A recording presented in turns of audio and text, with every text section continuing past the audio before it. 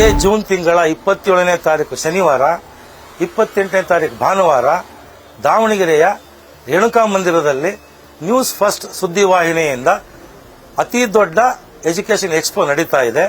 ಇವತ್ತಿನ ವಿದ್ಯಾರ್ಥಿನಿಯರಲ್ಲಿ PU ಶಿಕ್ಷಣ ಆದ ನಂತರ ಯಾವ ಕೋರ್ಸ್ ತೆಗೆದುಕೊಂಡ್ರೆ ತಮ್ಮ ಭವಿಷ್ಯಕ್ಕೆ ಉತ್ತಮ ಕೆಲಸ ಸಿಗಬಹುದು ಅಥವಾ ತಮ್ಮ ಭವಿಷ್ಯ ಉತ್ತಮ ಆಗಬಹುದು ಅನ್ನೋ ಒಂದು ಗೊಂದಲ ಕಾಡ್ತಾ ಇರುತ್ತೆ.